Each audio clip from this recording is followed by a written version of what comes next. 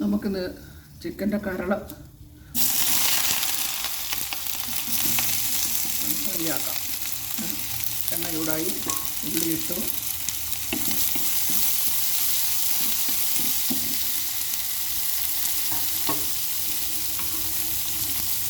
ഇഞ്ചി വെളുത്തുള്ളി ചതച്ചത്,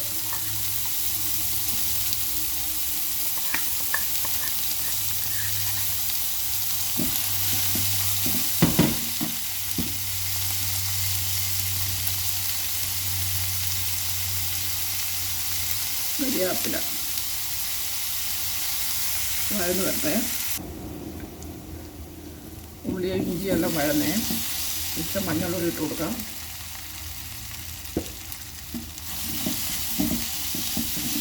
ഉള്ളിക്കകത്ത് ഇച്ചിരി ഉപ്പിട്ടായിരുന്നു കേട്ടോ.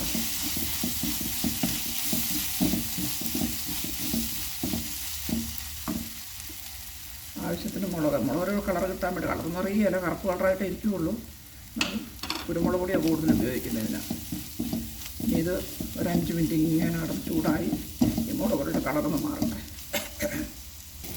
ഇനി നമുക്ക് ഇതിന് കുരുമുളക് പൊടി ഇട്ട് കൊടുക്കാം. ഉള്ളിയും മുളകും എല്ലാം നല്ലപോലെ മൂത്തും. കുരുമുളക് പോരാച്ചു കിട്ടണം, അത് കുറച്ച് കഴിഞ്ഞിട്ടാം.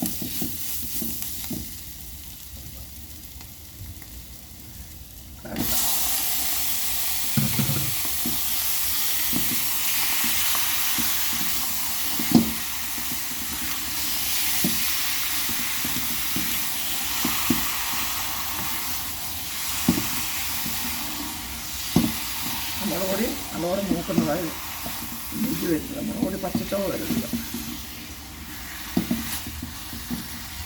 ഇതിനാവശ്യത്തിനുള്ള ഉപ്പ്, മറ്റേ ഉള്ളിക്കുള്ള കുറച്ച് ഉപ്പ് ഇട്ടുണ്ടായിരുന്നത്.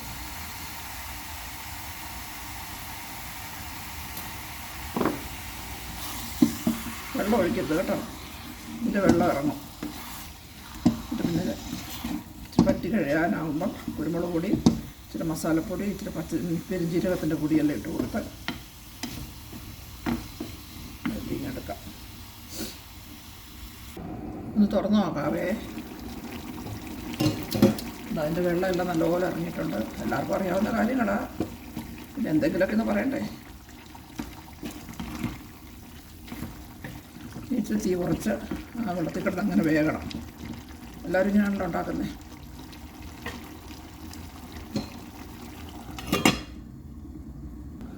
ഒന്നുകൂടി നമുക്ക് ഇളക്കി നോക്കാവേ. വെള്ളം ഇഷ്ടം പോകണം. ഇനി ഇപ്പം തീ കൊടുക്കാം, പറ്റട്ടെ. എന്ത് കാണുമായിരിക്കും.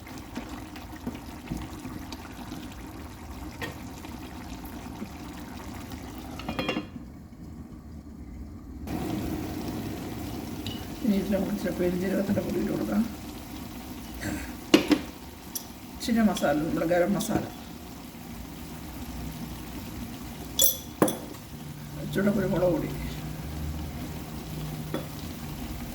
ഇതെല്ലാം ഇട്ട് ഇളക്കി വെളുത്താക്കി പറ്റി വെച്ച് വരുമ്പോഴത്തേന് വെന്തോ അല്ല ഓഫാക്കാനാവും.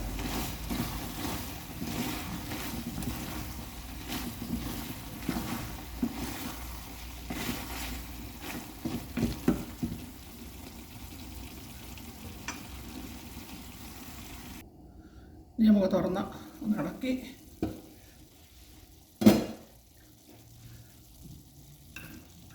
ലാസ്റ്റ് ഇച്ചിരി പച്ച വെളിച്ചെണ്ണ, ഇവിടുത്തെ പച്ച വെളിച്ചെണ്ണ, ഇവിടുത്തെ പച്ച വെളിച്ചെണ്ണ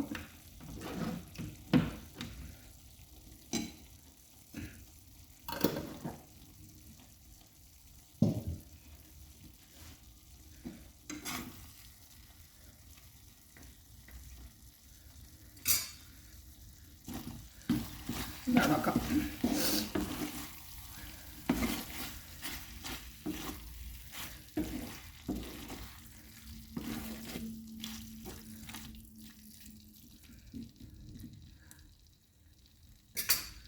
ഇനി ഓഫാക്കാം. ഓഫാക്കിയിട്ട് അടച്ചു വെക്കാം. ഓഫാക്കിയേ, അടച്ചും വെച്ചു. എല്ലാവരും ഇങ്ങനെയൊക്കെ ഉണ്ടാക്കി നോക്കുക. എല്ലാവരും ഇങ്ങനെ തന്നെയായിരിക്കും ഉണ്ടാക്കുന്നത്. എന്നാലും ഓക്കെ.